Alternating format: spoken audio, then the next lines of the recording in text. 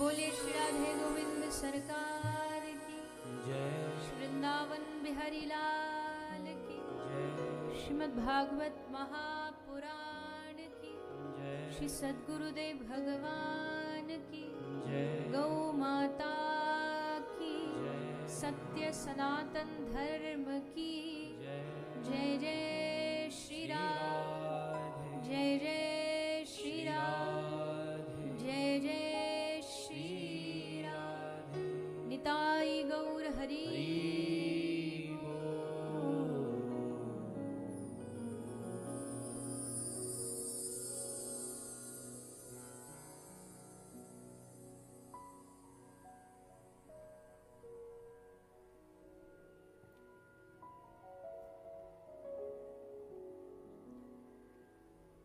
आइए चित सार सिंधु सर्वस्व भगवान श्री राधे गोविंद के चरण कमलों का ध्यान करते हुए सभी श्रीमद् भागवत गंगा में प्रवेश करें। पधारे हुए सभी हरि भक्तों वैष्णव जनों के चरणों में व्यासपीठ की ओर से आप सभी को मेरा प्रणाम।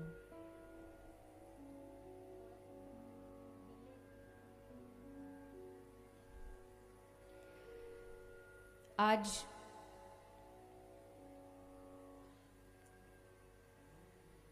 श्रीमद् भागवत की इस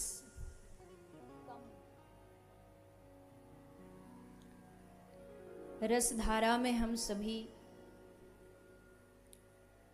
प्रथम दिन के माध्यम से प्रवेश कर रहे हैं। चांद छिंदवाड़ा मध्य प्रदेश की ये धरा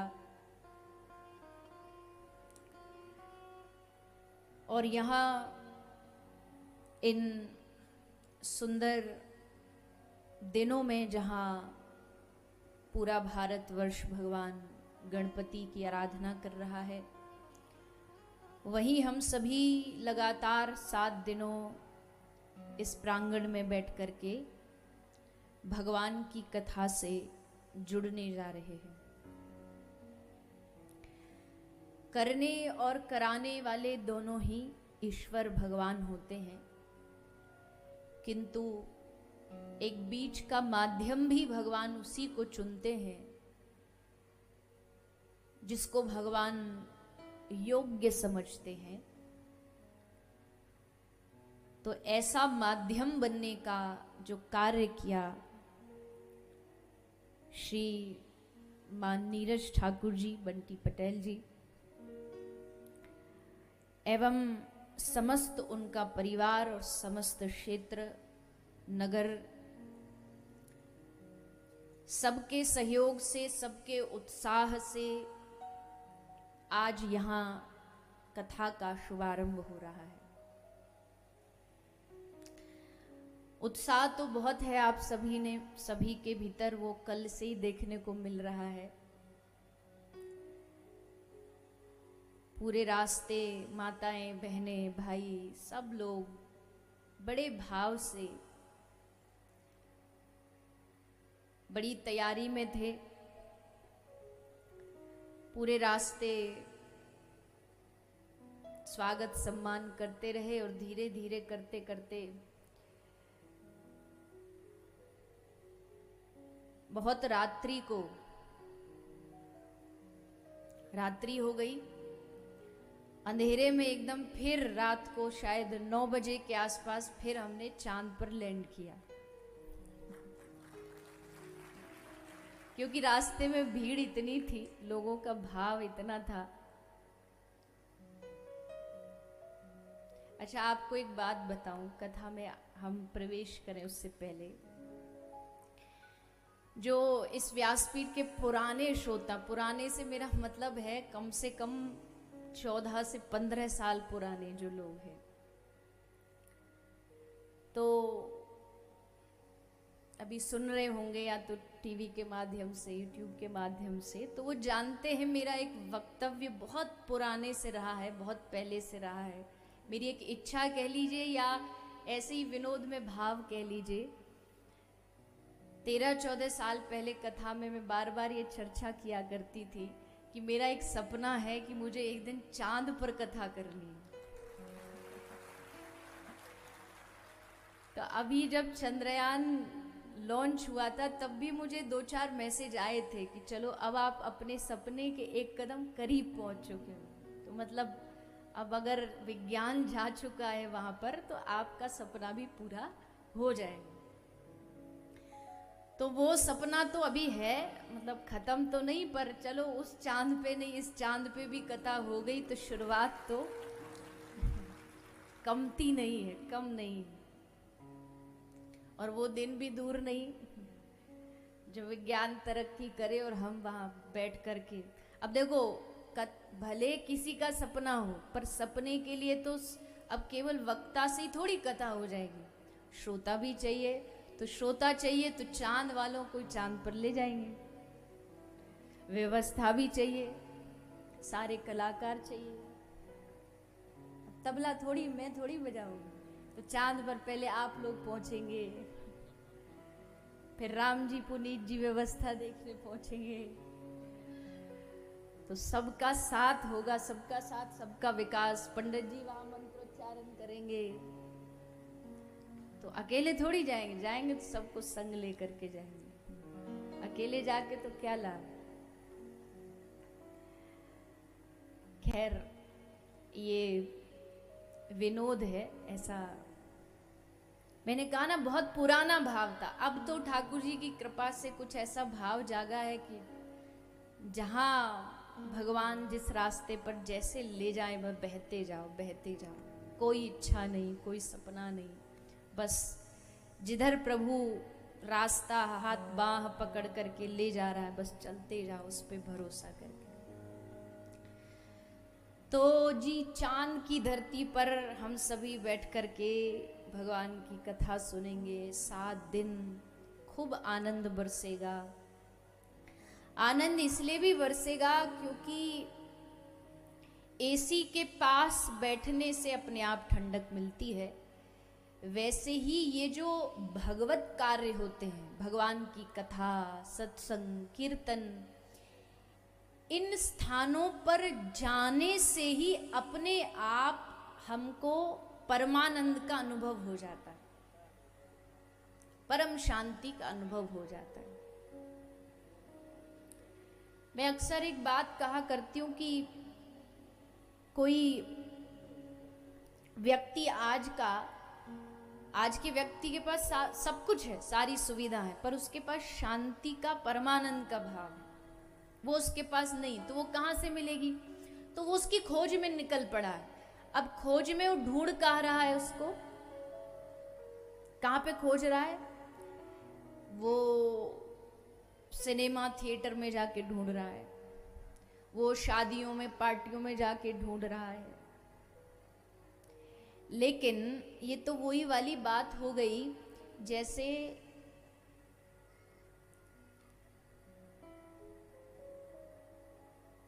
चांद के किसी घर में एक बूढ़ी माता अपने घर के बाहर आंगन में कुछ ढूंढ रही है, कुछ खोज रही है।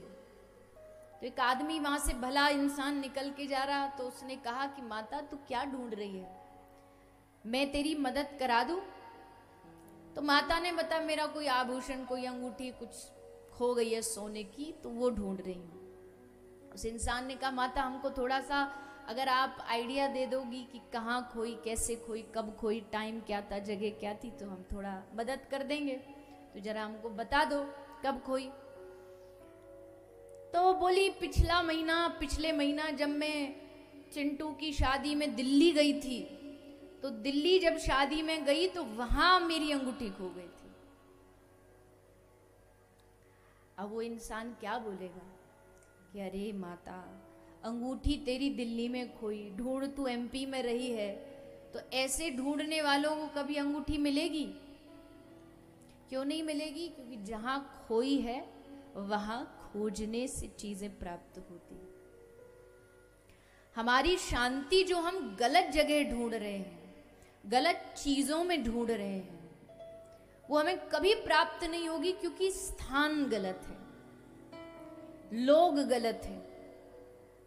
अगर जो वस्तु जहां है वहीं खोजी जाए तो ही उस वस्तु की प्राप्ति होती है। तो जो परम शांति है, परम आनंद है, वो कहीं और नहीं है, वो भगवान के चरणों में है और भगवान की कथा में। यहां जो आकर के उस परम शांति, परम आनंद को खोजेगा, उसको वो प्राप्त होगा। इसलिए आप सभी, हम सभी जो यहाँ पर उपस्थित हुए कथा के मध्य, ये कथा केवल कोई बोलना नहीं है, केवल कोई प्रवचन भर नहीं है, कोई भाषण भर नहीं है। यहां हजारों लाखों लोगों की श्रद्धा जुड़ी होती है। बिन श्रद्धा के कोई भी भगवदीय कार्य कभी भी भगवान तक नहीं पहुंचता। श्रद्धा का होना आवश्यक है। वक्ता है शंकर और श्रोता है पार्वती। वक्ता शंकर, श्रोता पार्वती। और दोनों कौन है? श्रद्धा विश्वास रूपिणी। श्रोता पार्वती श्रद्धा का प्रतीक है और भगवान शंकर विश्वास का प्रतीक है। इसका मतलब बड़ा सीधा है कि वक्ता में जब विश्वास बोलेगा, वक्ता जो शब्द बोले वो पूरे विश्वास के साथ बोले। और विश्वास के साथ कब बोलेगा? जब उसके जीवन में वो बातें खुद होंगी, तब तो पूरे विश्वास के साथ बोल सकता है। वक्ता में विश्वास बोले और श्रोता में श्रद्धा सुने, तब जाकर के ज्ञान का यानी गजानन गणपति का प्रागट्य होता है। विश्वास और श्रद्धा से ज्ञान का प्रागट्य होता है। यहां भी एक वक्ता और श्रोता का मिलन हुआ है। अब यहां जो ज्ञान, जो भक्ति प्रकट होगी, वो इसी बात पर निर्भर करती है कि श्रोता में कितनी श्रद्धा है और वक्ता में कितना विश्वास है। तो इन दोनों का जो मिलन है वो भगवान गणपति का प्रागट्य है, वही ज्ञान है, वही गजानन है। इसलिए भागवत जी को कहा श्रीमद् भागवत ज्ञान यज्ञ। भागवत जी को ज्ञान यज्ञ लोग कहते हैं। अब एक भाव तो यह है कि हम मानते हैं भागवत भक्ति का ग्रंथ है, पर भागवत में 4 अक्षर है, भा, ग, व और चौथा, तो बोलो ना, जोर से बोलो, ता। ये 4 अक्षर किसका प्रतीक है? भय से मिलती है भक्ति। भय से क्या मिलती है? बोल दो, मुझे भी लगेगा सुन रहे हो। हिंदी समझ आती है? कोई किसी को हिंदी में परेशानी तो नहीं? नहीं, अंग्रेजी में सुनाऊं फिर? हिंदी सबको आती है ना, तो फिर बोलिए। भ से भक्ति, भा ग, ग से ज्ञान, भा ग व, व से वैराग्य और भा ग व त, त से तत्व। मतलब भक्ति, ज्ञान, वैराग्य देने वाली है भागवत और तत्व को बताने वाली है, तत्व का दर्शन कराने वाली है, हमारी बुद्धि को प्रकाश से भरने वाली है, तत्व का प्रकाश कराने वाली है। बुद्धि सबके पास है, सबके पास अपनी अपनी बुद्धि है, लेकिन उस बुद्धि में भरा क्या है ये बहुत महत्वपूर्ण है। जैसे कि राजा जी थे, राजा को अपना उत्तराधिकारी घोषित करना था। 3 बेटे थे। तो राजा ने बुद्धि लगाई और उन्होंने ये तरकीब लगा के बोला कि मैं परीक्षा लूंगा। ऐसे ही थोड़ी बेटे का बेटा सो बना दो उत्तराधिकारी, कुछ उसमें लक्षण होने चाहिए। तो लक्षण होने के लिए परीक्षा लेनी जरूरी है। तो परीक्षा लेने के लिए राजा ने क्या किया? राजा ने कहा कि तुम तीनों को एक खाली कमरा दूंगा, एकदम खाली। उस खाली कमरे को तुमको एक दिन में किसी भी चीज से फुल भर देना, एकदम कहीं भी कोई कोना खाली ना रह जाए। एक तृण मात्र, 1 इंच मात्र का भी कोई कोना खाली नहीं रहना चाहिए। जो इस परीक्षा में पास हो जाएगा तो वही हमारा उत्तराधिकारी होगा। तो अब किससे भरे, क्या इसमें ऐसा डालें जो पूरा कमरा भर जाए। सो एक बेटा गया, वो कबाड़ी की दुकान पे गया, उसने खूब सारा कबाड़ा खरीदा, रद्दी खरीदी, कबाड़ा खरीदा, उसको ला करके कमरे में भरता गया। पिता ने 1 महीने का समय दिया था, 1 महीने में कमरा भर जाना चाहिए, तो लाता रहा, यहाँ से कुछ ले आया, यहाँ से कुछ ले आया, सबको भरता गया। एक ने पूरे कमरा को कबाड़े से भर दिया, दूसरे ने उसमें कहीं से आटे की बोरी ले आया, कहीं से अनाज की बोरी ले आया, चावल की ले आया, खाने की दाल ले आया, ये सब ला करके वो भरता जा रहा। वो 1 महीना उसमें लगा रहा खाद्य पदार्थ भरने में। तीसरा 29 दिन तक चुपचाप बैठा रहा शांति से, उसने कुछ नहीं किया। और जो 2 थे वो कह रहे थे कि हम जीतेंगे नहीं जीतेंगे, पर ये पक्का ये हारेगा, क्योंकि कुछ कर ही नहीं रहा, देखो बैठा चुपचाप। तो 29 दिन तक वो चुपचाप शांत बैठा रहा, और 30वें दिन भी उसने ज्यादा कुछ नहीं किया। जो उसने किया, राजा ने आकर के देखा और उसको उत्तराधिकारी चुन लिया।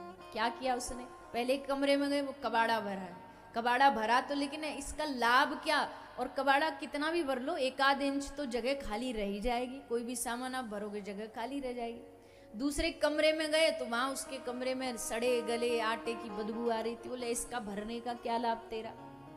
और इसने क्या किया, ये बाजार गया, 10 रुपया का एक दिया लाया, 20 रुपए का एक इतना सा घी लाया, एक 5-10 रुपया की माचिस लाया, और ला करके बीच कमरे में इसने दिए को जला दिया। दिए को जलाया तो राजा ने पूछा, ये क्या किया तूने अपना कमरा किस चीज से भरा है। तो उसने मुस्कुराते हुए कहा कि मैंने अपना कमरा प्रकाश से, उजाले से भर दिया, पूरे कमरे को मैंने उजाले से भर दिया। देख लो, यहाँ भी देखो, वहां देखो, कोई भी कोना देख लो, अगर 1 इंच भी कहीं अंधेरा हो तो सब जगह इस दिए का प्रकाश उजाला चल रहा। राजा जी ने कहा, तू है मेरा उत्तराधिकारी। अब इसका मतलब देखो, कमरे का मतलब है ये बुद्धि। राजा कौन है, भगवान। भगवान ने हम सबको एक मनुष्य जीवन देके एक चांस दिया, एक मौका दिया कि भैया तुम्हारे पास अपनी अक्ल, अपनी बुद्धि लगाओ और इस बुद्धि में भरो जो भरना है। अब किसी ने इसमें नकारात्मकता भर ली, किसी ने ईर्ष्या भर ली, किसी ने आतंकवाद भर लिया, किसी ने मर्डर भर लिए, मारना पीटना भर लिया। लेकिन धन्य है वो लोग जिनकी बुद्धि में भगवान की कथा और भगवान का नाम भरा हो। कथा मात्रेक जीवन, जिनकी एकमात्र जीवन का उद्देश्य ही भगवान की चर्चा है। मुझे लगता है कि अगर 4, 5, 10, 20, 50 हजार भी श्रोता आते ना, हो सकता उसमें 50 हजार में से इतना होते नहीं, पर मैं एक बात बता रही हूँ, 45 हजार भी मान लो केवल मौज मस्ती वाले हैं, तो उसमें कम से कम 5-10 श्रोता तो ऐसे होंगे ही होंगे जो केवल और केवल यहाँ कथा सुनने आए, जिनका जीवन कथा। कहीं भी दुनिया में चले जाओ, उनको बस कथा से प्रेम है। उनको पता लग जाए ना उनके शहर में कोई कथा करने के लिए आ रहा है, ऐसी खुशी हो जाती है जैसे कोई महाराज कोई उत्सव आ रहा हो। अब 7 दिन बढ़िया कटेंगे, आराम से कथा में बैठेंगे, कथा श्रवण करेंगे, गाएंगे, नाचेंगे, हंसेंगे, रोएंगे, आनंद लेंगे। तो क्या भरना है अपनी बुद्धि में, हम सबको निर्णय करना है। और ये हमारी मति में भगवान की कथा भर जाए।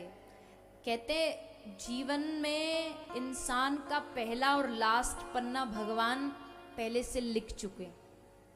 पहला और लास्ट पन्ना कौन सा होता है?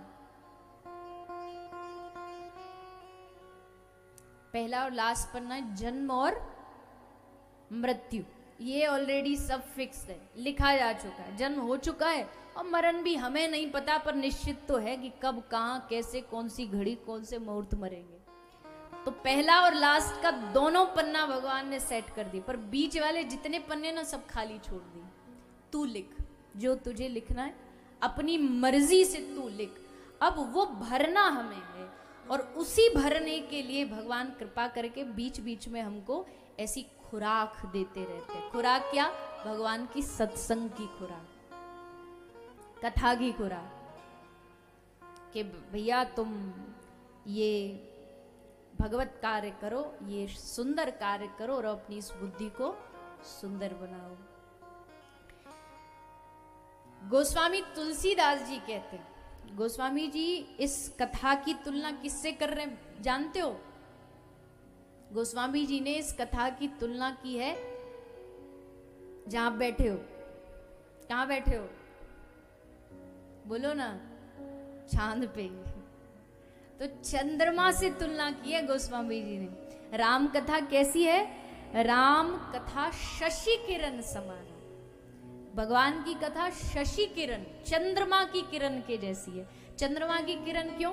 किसी ने कहा गोस्वामी जी से, गोस्वामी जी आपसे गलती हो गई, देखो चंद्रमा से ज्यादा प्रकाश होता है सूर्य की किरण में, तो आपको चंद्रमा नहीं सूर्य लिखना चाहिए था। सूर्य की किरण जैसी भगवान की कथा होती है। गोस्वामी जी बोले नहीं, मैं बड़ा सोच समझ के लिखा है। देखो सूर्य की किरण में तो ऑलरेडी उजाला होता है, चारों तरफ प्रकाश होता है, पर चंद्रमा की किरण जानते हो क्या करती है?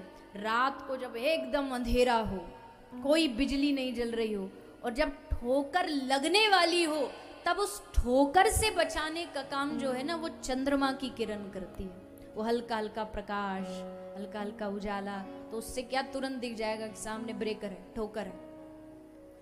यानी अंधकार में ठोकर से बचाती जो है वो भगवान की कथा है। राम कथा शशि किरण समाना, राम कथा शशि किरण समाना। राम कथा शशि किरण समाना। राम कथा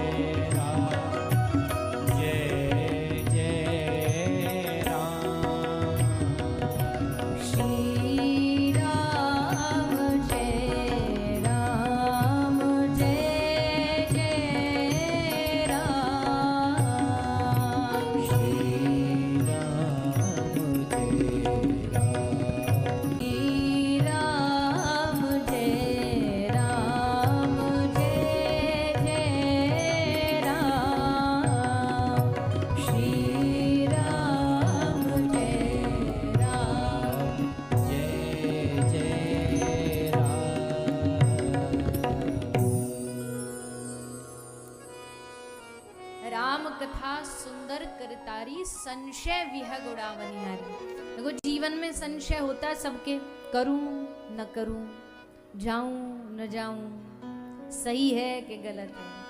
और शास्त्रकार कहते हैं कि जो संशयात्मक बुद्धि होती है ना, कंफ्यूज्ड जो माइंड्स होते हैं, संशयात्मक बुद्धि वाले कभी भी जीवन में पार नहीं उतर सकते।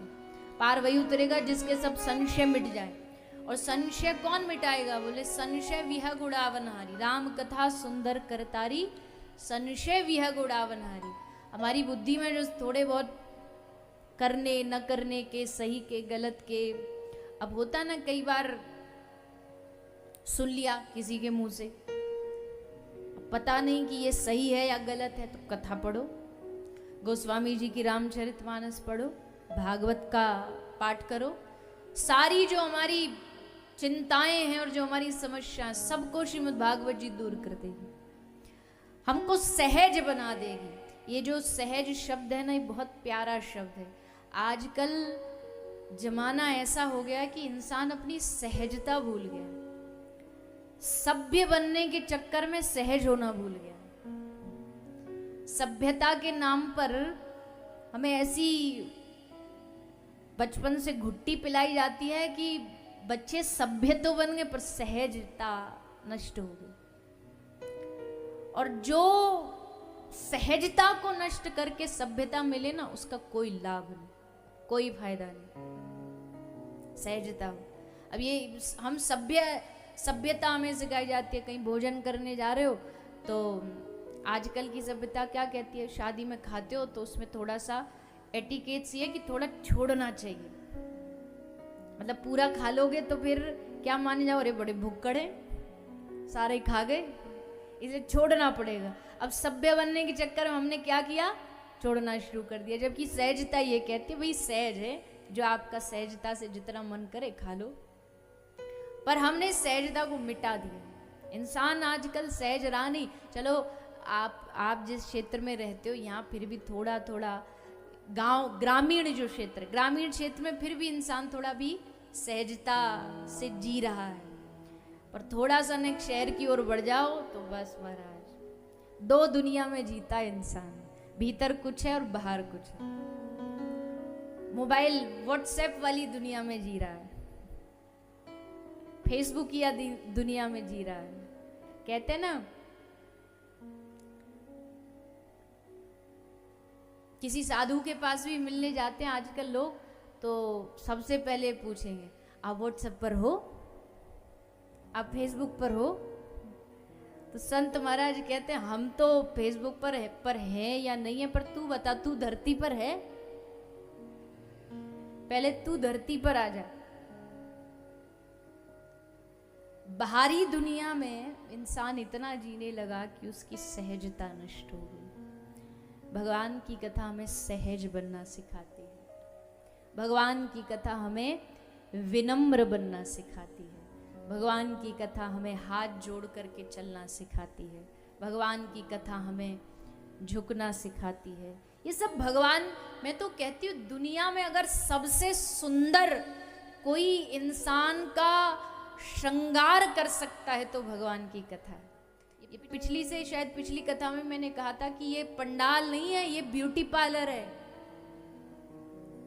यहाँ पर हमारा श्रृंगार किया जाता है, हमें नहीं पता लगता पर हमारा श्रृंगार करती है कथा। हमारे कानों में कथा श्रवण के कुंडल पहनाए जाते हैं, हमारे हाथों में जब आप कीर्तन में ताली बजाते हो तो संकीर्तन के द्वारा हमारे हाथों में कीर्तन के कंगन पहनाए जाते हैं। जब कथा में कोई नाचता है तो नृत्य रूपी घुंघरू पायल उसके चरणों में बांधे जाते हैं, उसके माथे पर चंदन लगा करके टीका किया जाता है और उसको इतना सुंदर बना दिया जाता है जैसे कोई नई कन्या, उसको कोई लड़का देखने वाले आने वाले हों तो पूरी सहेलियां उसकी साथी सब उसका श्रृंगार करती है। इतना बढ़िया इसको सजा दें, लड़का देख के एकदम राजी हो जाए कि ब्याह करूंगा तो इसी से करूंगा। वैसे ही यहाँ कथा में आओगे, कथा ऐसा श्रृंगार करेगी, किसी ठाकुर जी भी ललचा जाएंगे कि अगर अपनाएंगे तो इसी को अपनाएंगे जो इतनी ध्यान से मेरी कथा सुन रहे हैं। इतना सुंदर श्रृंगार भगवान की कथा भगवान के योग्य बना देती है, भगवान के योग्य बना देती है भगवान की कथा। तो ये सब बातें इसलिए, ये भूमिका इसलिए बनाई जा रही है कि जो कथा आप हम सबको प्राप्त हुई है, हम इसकी महत्वता को समझें। ये क्या से क्या जीवन में कर सकती है भगवान की कथा। राम कथा सुंदर करतारी, संशय विहग उड़ावनहारी। राम कथा कली कामद गाई, सुजन सजीवनी मूरी सुहाई। संजीवनी बूटी का काम ये भगवान की कथा करती है। और क्या क्या कहें, इतनी व्याख्याएं इस भगवान की कथा। और ये कहने में भी अतिशयोक्ति नहीं है कि भैया आज के ज़माने में वही माया से थोड़ा बहुत बचा हुआ है जो भगवान की कथा से जुड़ा हुआ है, बाकी तो सब बह रहे हैं। और ये बात मैं नहीं कह रही, खुद भगवान कृष्ण भगवत गीता में कहते हैं, देवी हवेशा गुणमयी मम माया दुरत्यया, मामेव ये प्रपद्यन्ते माया मेताम तरंती ते। श्री कृष्ण कह रहे हैं, हे पार्थ, हे अर्जुन, सारी दुनिया माया में बह रही है, मेरी माया से कोई नहीं बचा। मेरी माया बड़ी ठगनी है, किसी को नहीं छोड़ती, पर जानते हो इससे बचेगा कौन? मामेव ये प्रपद्यन्ते माया मेताम तरंती ते। जिसने मेरे चरणों को पकड़ लिया हो ना, चरण पकड़ के बैठ गया, उसका माया कुछ नहीं बिगाड़ सकती। जैसे आपने सब ग्रामीण अगर माताएं होंगी, अब का तो पता नहीं, पर कुछ समय पहले तक सबने वो हाथ वाली चाकी चलाई है। मैया चलाई है? किस किसने चलाई? हाथ उठा के बता। बस अच्छा, हाँ ठीक है, समझ आ गई। तो हाथ वाली चाकी कैसे चलती है? अब ज़्यादा तो मुझे भी नहीं पता, पर हाँ मैंने भी खूब देखी तो है। तो उसमें क्या होता है, दो पार्ट होते हैं, दो पार्ट के बीच में वो अनाज को डालते जाते, एक हैंडल होता है, उसको पकड़ करके चलाते रहते। और उन दो पार्टों के बीच में जितने भी अन्न के अनाज के दाने आते सबको पीस देती है। लेकिन बचता कौन है जानते हो? एक आध दाना जो छिटक जाता है ना उसमें से, और छिटक के उसका एकदम जो कोना है वहां जगह बना लेता है। चाकी चलती भी रहेगी पूरा समय, पर चलती चाकी भी उस अन्न के दाने को जो एक कोना पकड़ के बैठ गया है उसका कुछ नहीं बिगाड़ पाती। ऐसे ही श्री कृष्ण कह रहे, माया का पाठ चल रहा है, चलता जा रहा है, चलता जा रहा है, इसमें सब पिसते जा रहे, पर बचेगा कौन? जो एक कोना पकड़ के श्री कृष्ण के चरनार विंदों को पकड़ के, ठाकुर जी को पकड़ करके, किसी संत के चरण पकड़ के बैठ जाए, तो उसका माया भी कुछ नहीं बिगाड़ सकती। ये भगवान के अपने वाक्य।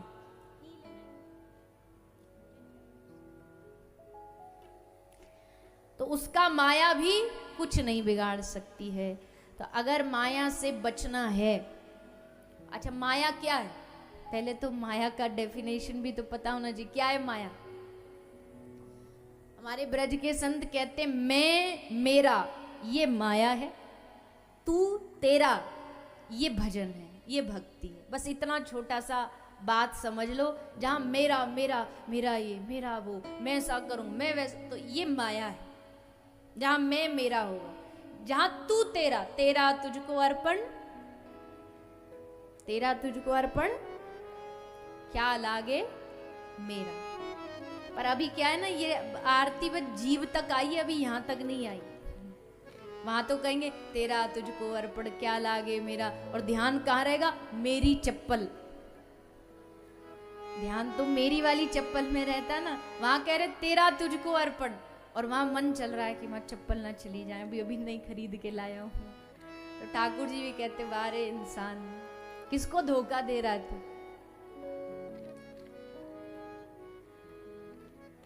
मैं मेरा माया, तू तेरा भजन, तू तेरा भक्ति, जो भी कर रहे हैं तेरा तुझको अर्पण।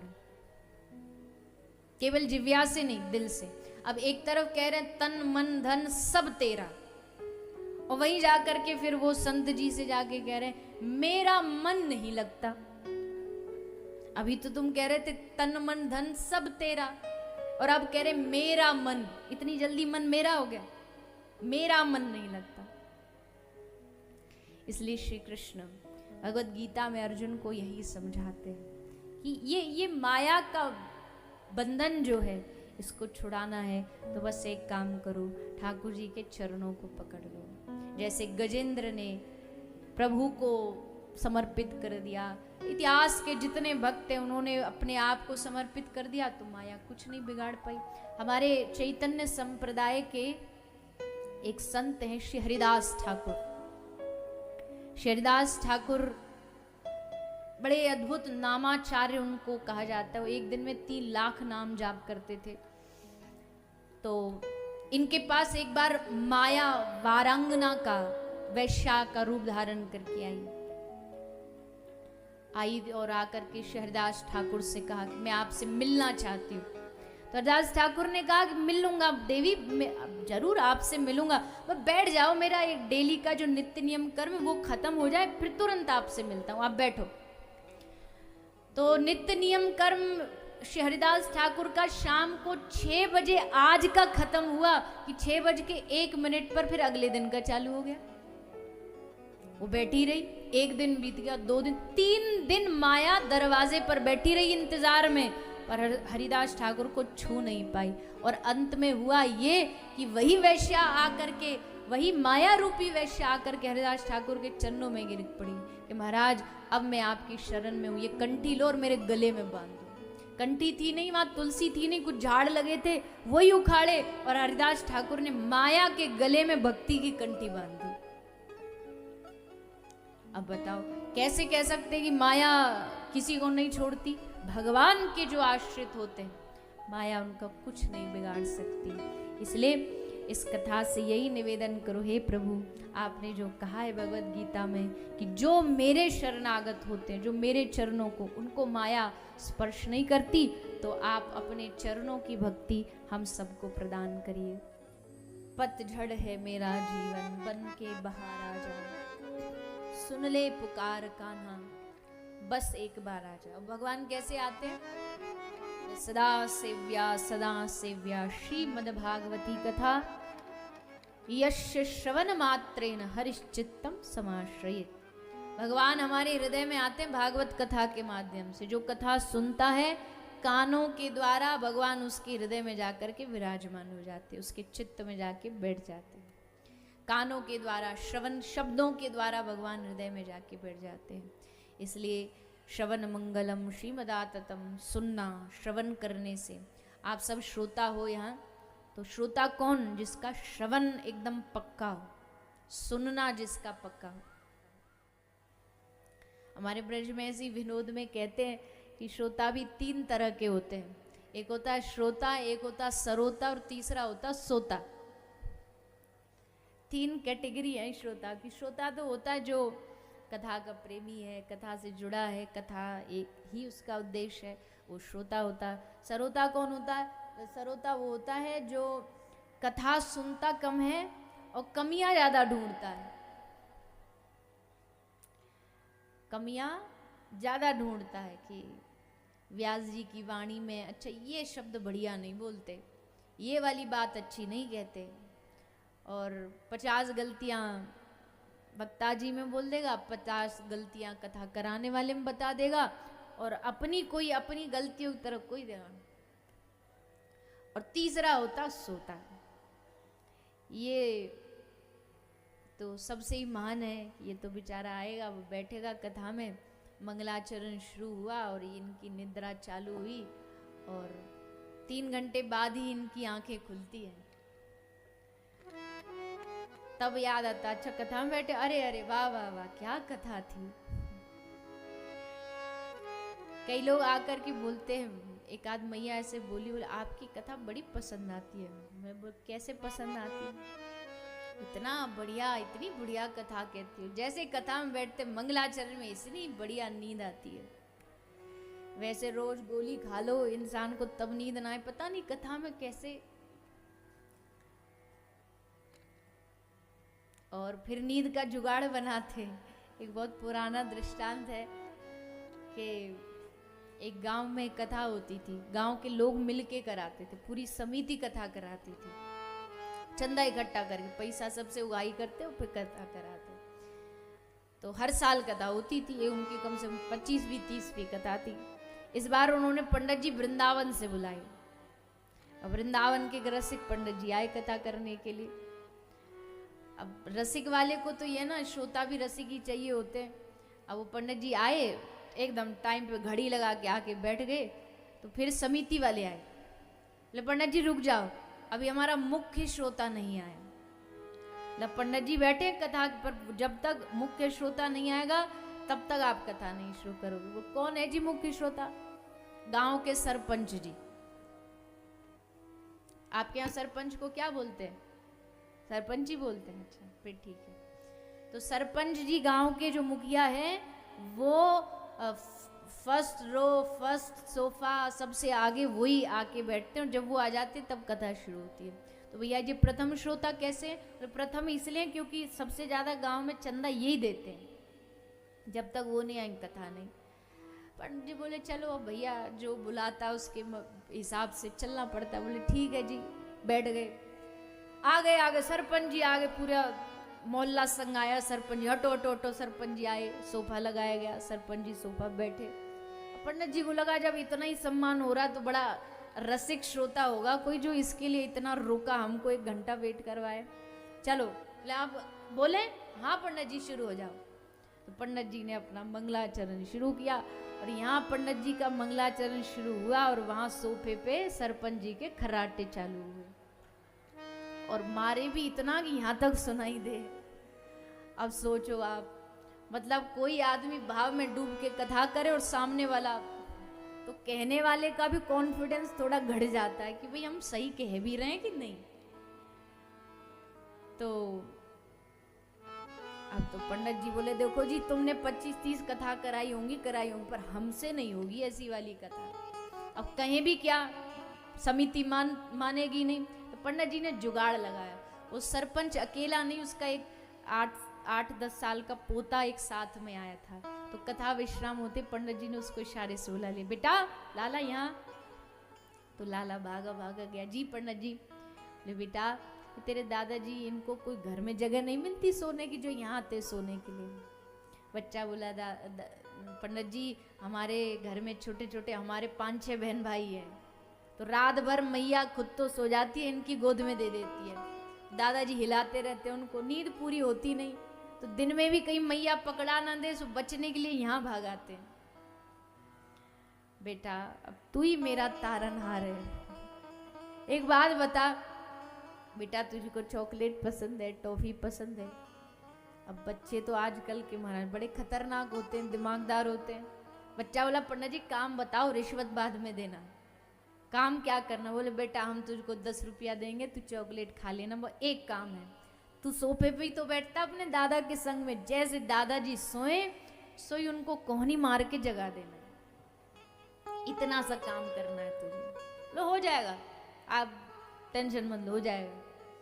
अब अगले दिन पंडित जी बड़े खुश थे, आज हम अच्छे से कथा करेंगे, आज कोई डिस्टरबेंस नहीं। सो आए, वो जैसे शुरू किया वो सोए, और जैसे सोए तो पंडित जी ने लाला को, बेटा को इशारा किया कि बेटा मार।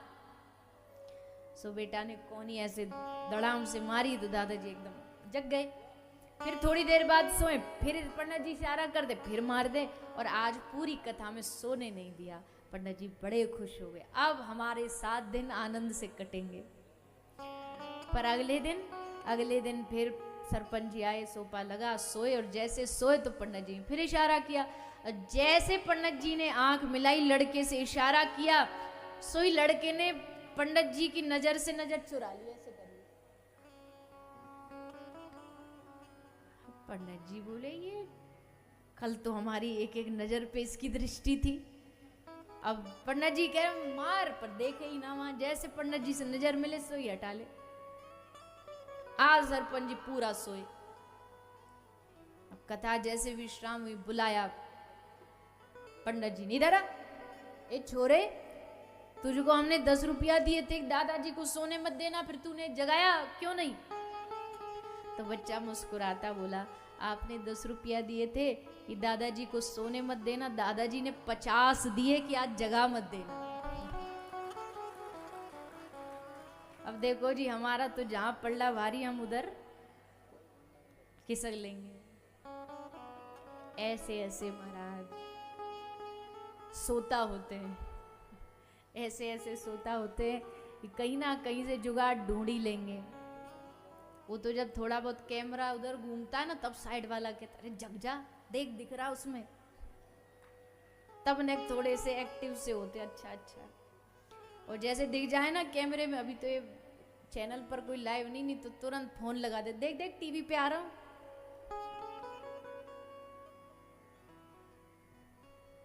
मुंडे मुंडे मतिर भिन्ना, सबके अपने अपने भाव। प्रणाम उसको भी। देखो मैं हमेशा कहती हूँ, कथा में आभर भी गए ना, चलो नींद आ भी गई तो भी कोई बात नहीं। हमारे ठाकुर जी बड़े दयालु हैं। जब देखेंगे ना, जब फाइल खोली जाएगी तो फाइल में सबसे पहले देखा जाएगा कि चांद में कथा हुई, कौन कौन आया। अब आया में नाम तो अटेंडेंस तो सबकी लगनी लगनी है, अटेंडेंस में तो फेल नहीं हो गई ये पक्का। अगर उस अटेंडेंस में और भाव श्रद्धा और जुड़ जाए फिर तो महाराज सोने पे सुहागा है।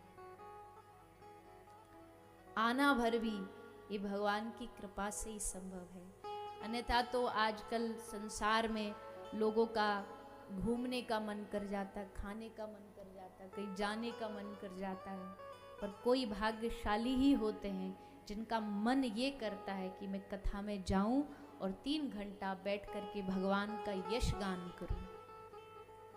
तो आप उन भाग्यशालियों में से हो जिनको, देखो चुनाव का माहौल चल रहा है ना आजकल बहुत, सब जगह सब क्षेत्रों में, तो उससे ही जुड़ा हुआ एक दृष्टांत। चुनाव में क्या होता है, जनता चुनती है, जनता वोट डालती है, और जनता जिसको इलेक्ट करती है वही जाकर के फिर उसकी सीट कुर्सी मिलती है, फिर आगे बढ़ता विधानसभा तक पहुंचता है, लोकसभा तक पहुंचता है। जनता के द्वारा जो इलेक्ट होता है, पब्लिक के द्वारा जो इलेक्ट होता है, वो विधानसभा में जाके बैठता है। लेकिन भगवान गोविंद के द्वारा जो सिलेक्ट होता है वो भगवान की कथा में आकर के बैठता है। भगवान स्वयं चुनाव करते हैं कि इसके हृदय में प्रेरणा जगाते हैं कि जा तू कथा सुन करके आ। तो ये कथा हम सबको भगवत कृपा से प्राप्त हुई है। आज है पहला दिन, पहले दिन के माध्यम से भागवत जी का महात्म की कथा को सुनाया जा रहा है। क्या है महात्म की कथा? भागवत का जो लाभ है उसको जाने बगैर भागवत को समझना मुश्किल है, इसलिए भागवत के महत्व की चर्चा की गई। आइए सभी भाव से सच्चिदानंद रूपाय विश्वोत्पत्त्यादि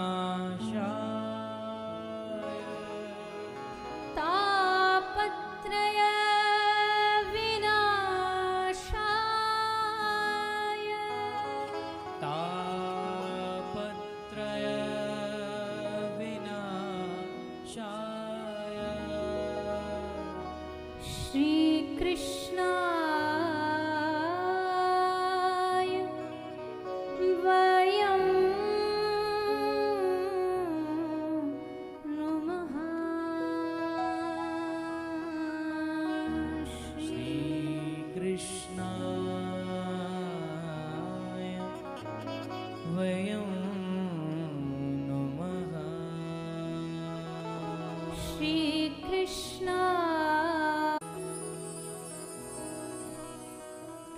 श्रीमद् भागवत का आरंभ श्री कृष्ण के परिचय से हुआ।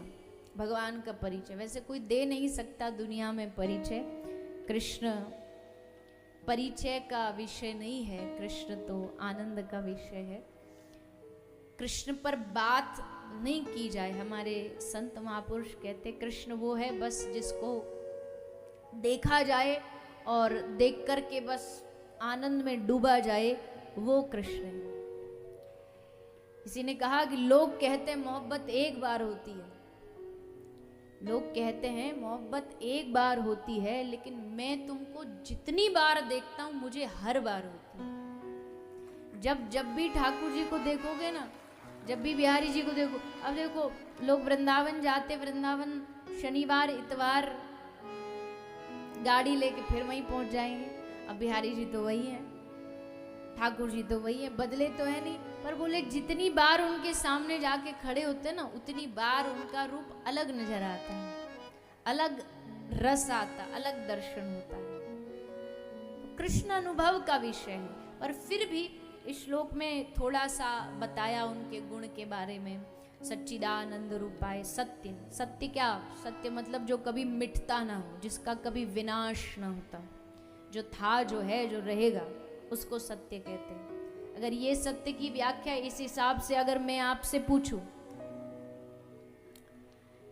पूछूं सत्य मतलब जो था, जो है, जो रहेगा, क्या इस व्याख्या के अनुसार हमारा ये जो मानव शरीर है ये सत्य है? बोलो ना, हाँ के ना? नहीं है। क्यों? क्या भरोसा है इस जिंदगी का, साथ देती नहीं ये किसी का। श्वास रुक जाएगी चलते चलते, सम्मा बुझ जाएगी जलते जलते, दम निकल जाएगा रोशनी का, साथ देती नहीं ये किसी का। तो मनुष्य शरीर तो कदापि बिल्कुल भी सत्य नहीं है। और मैं तो ये भी कहती हूँ इस दुनिया में अगर एक ही चीज है जिसकी गारंटी नहीं तो मानव शरीर है। ये माइक्रोफोन भी खरीदोगे तो इसके साथ कंपनी वाले 1 आध साल की तो वारंटी देते ही होंगे। फोन खरीदोगे तो उसकी भी महीना 2 महीना साल भर की वारंटी तो होती है। लेकिन बस ये मनुष्य शरीर रूपी मशीन ऐसी है, इसकी कोई वारंटी नहीं, कोई गारंटी नहीं। कब खराब हो जाए, कब पुर्जा ढीला हो जाए, कब कौन सा रोग कहाँ लग जाए, कोई भरोसा नहीं। तो जी मान लिया मनुष्य तो हंगामा मच जाता, अरे हड़प्पा पद्धति का, सभ्यता का कोई एक टुकड़ा मिला, जमीन निगल गई, आसमान निगल गया, किसी को नहीं पता। शहर छोड़ो, नगर छोड़ो, देश छोड़ो, शास्त्र कहते धरती, ये आकाश, ये पाताल, कुछ भी सत्य नहीं है। एक ना एक दिन पृथ्वी भी नष्ट होती है, महाप्रलय आएगी, सब कुछ नष्ट हो जाएगा।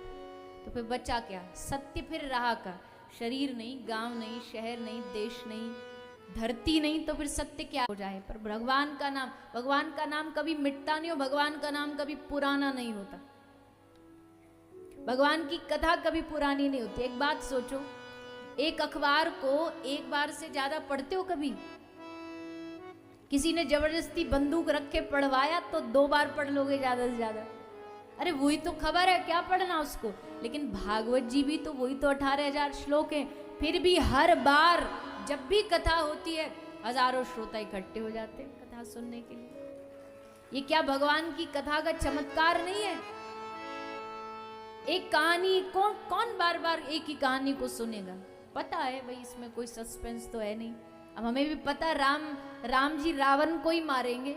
इस बार कथा कुछ नई करने के लिए राम जी से कंस को तो मरवा नहीं सकते, कंस को तो कृष्ण ही मारेंगे। नरसिंह भगवान खंबे से ही प्रकट होंगे, ये नहीं कि चलो अब की बार कुछ नया ट्राई करते, खंबे से नहीं गेट से अवतार ले करवाएंगे, तो फिक्स है।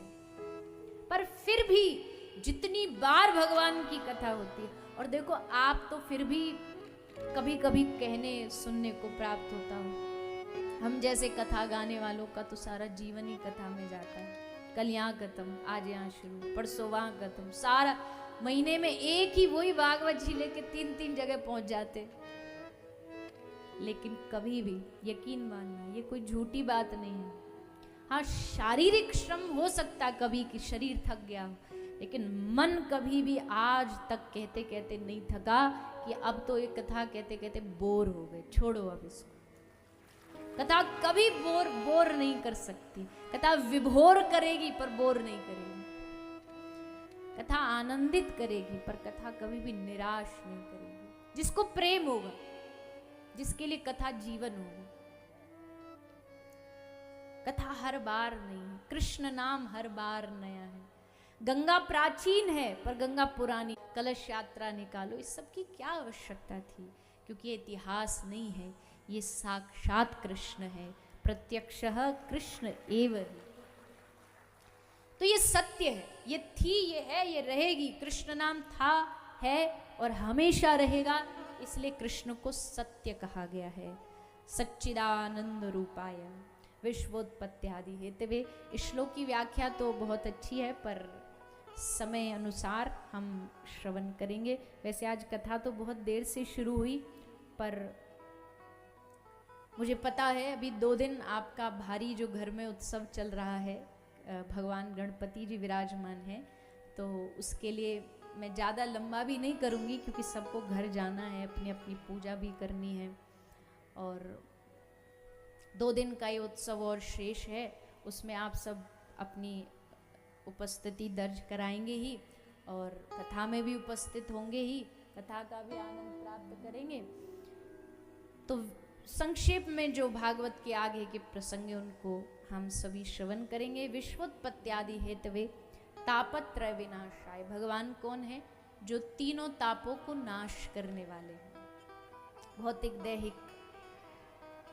दैविक ताप, इन तीनों को भगवान नष्ट करते हैं। श्री कृष्णाय वयम नुमः। ऐसे श्री कृष्ण, श्री राधा रानी दोनों युगल को प्रणाम करते हुए भागवत का आरंभ हुआ। भागवत किसी एक की कथा नहीं है, भागवत युगल की कथा। युगल मतलब श्री कृष्ण और श्री राधा दोनों का जो तत्व है वही श्रीमद् भागवत है। तो भागवत का प्रथम श्लोक फिर सुखदेव जी का आगमन।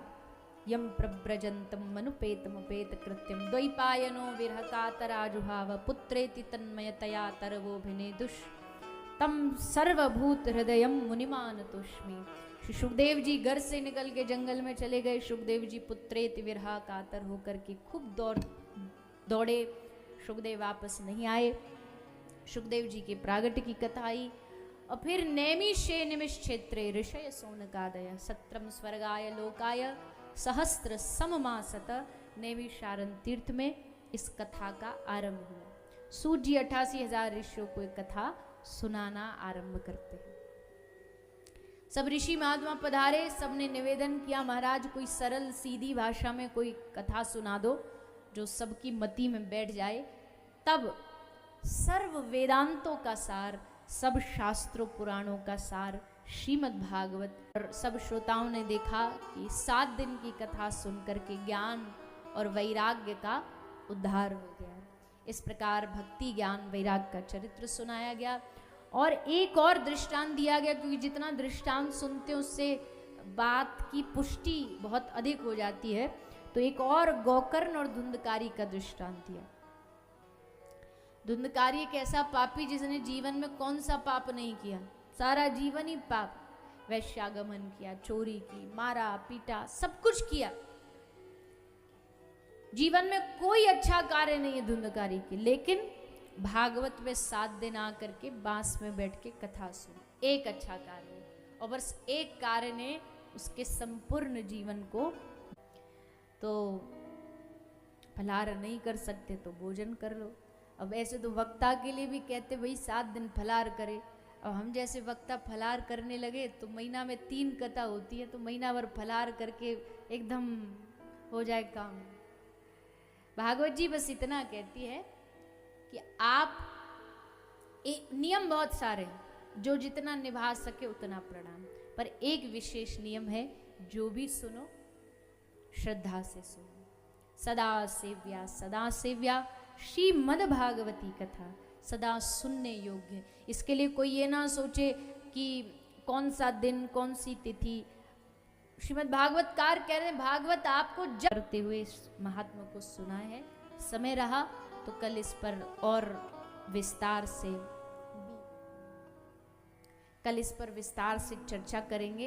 किस प्रकार धुंधकारी के जीवन में परिवर्तन आया, कैसे भक्ति देवी हमारे जीवन में आनी चाहिए, भक्ति के आने से जीवन में क्या क्या परिवर्तन होता है, कैसे भक्ति का आगमन होता है, उसका हम सब श्रवण पान करेंगे।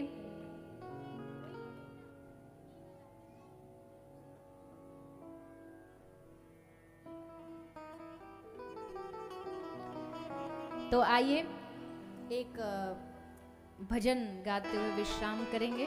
वृंदावन की बात चली थी तो 2 मिनट के लिए वृंदावन चलते हैं और उसके बाद सभी आगे आरती में प्रवेश करेंगे। भाव और आनंद के साथ सभी गाते हैं।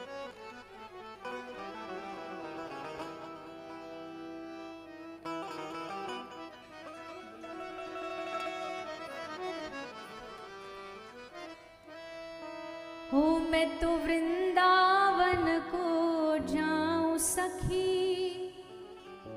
मेरे नैना लगे बिहारी से। मैं तो वृंदावन को जाऊं सखी, मेरे नैना लड़े बिहारी। और देखो ऐसे ही नहीं, बैठे बैठे नहीं, थोड़ा नाच लोगे तो लगेगा हाँ आप थोड़े चार्ज हो और सचमुच वृंदावन जा रहे हो, उस भाव से गाइए। हो मेरे नैना लगे बिहारी से, मेरे नैना लगे गिरधारी से, मेरे नैना लगे बिहारी से, मेरे नैना लगे गिरधारी से। हो मैं तो वृंदावन को जाऊं सखी, मेरे नैना लगे बिहारी से। मैं तो वृंदावन को जाऊं सखी, मेरे नैना लगे बिहारी।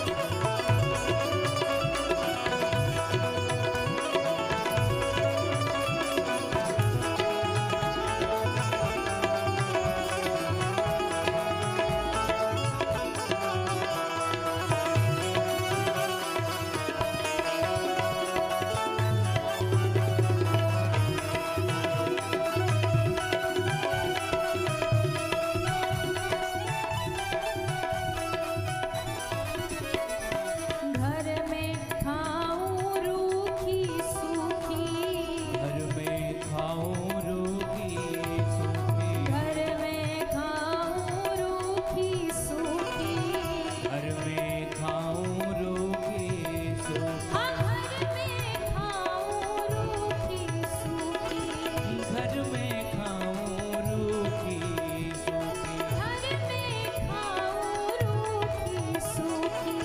घर में खाऊं रूखी। ओ मोहे माखन मिले बिहारी से, मेरे नैना लगे बिहारी से। मोहे माखन मिले बिहारी से, मेरे नैना लगे बिहारी। ओ मैं तो वृंदावन को जाऊं सखी, मेरे नैना लगे बिहारी से। मैं तो वृंदावन को जाऊं सखी, मेरे नैना लगे बिहारी से।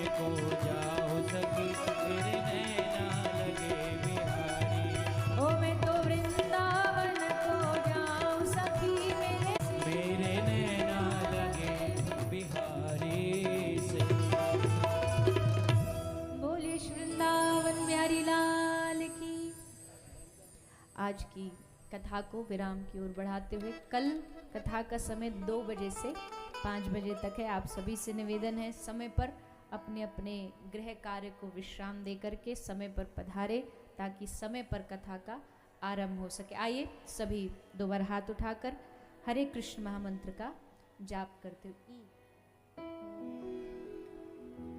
हरे कृष्णा हरे कृष्णा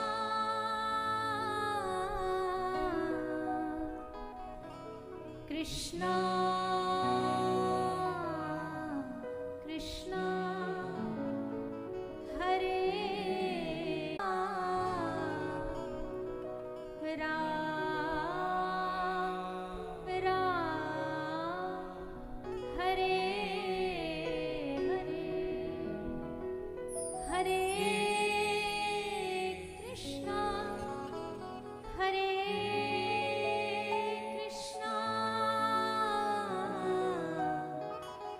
कृष्णा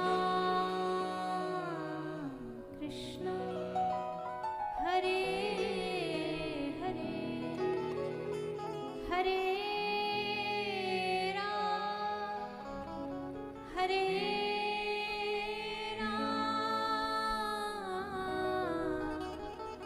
राम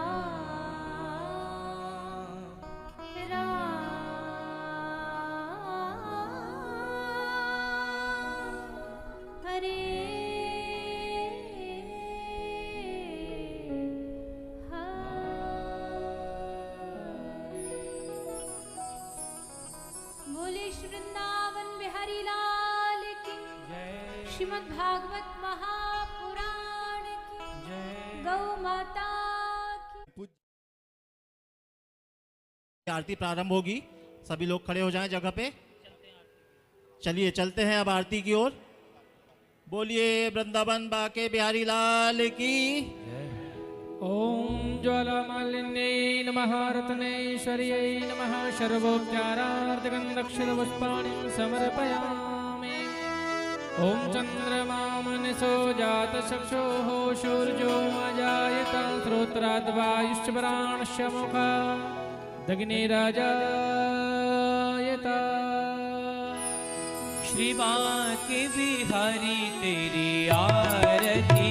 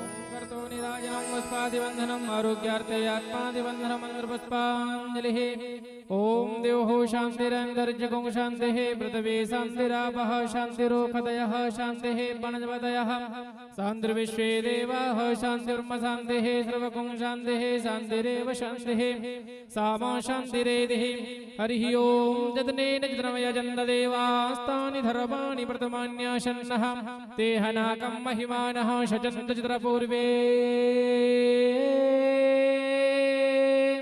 साध्याः शन्तिदेवाः हरिः ॐ हंस हंसाय विद्महे परमहंसाय धीमहि तन्नः शुकः प्रचोदयात् श्रीवन्दिकावकुलचम्बकवाटराब्जै पुन्नः गजाति करवीररसाले पुष्पै बिल्वप्रवालतुलसी दलमञ्जरीभेतां पूजयामि जगदीश्वर मे प्रसीदा नानासुगन्धपुष्पाणि यथा कालुदभवानि च पुष्पाञ्जलिर्मया दत्ता गृहाणा परमेश्वरः मन्त्रपुष्पाञ्जलिं समर्पयामि श्रीमद्भागवत महापुराण पुरुषोत्तमाय नमः।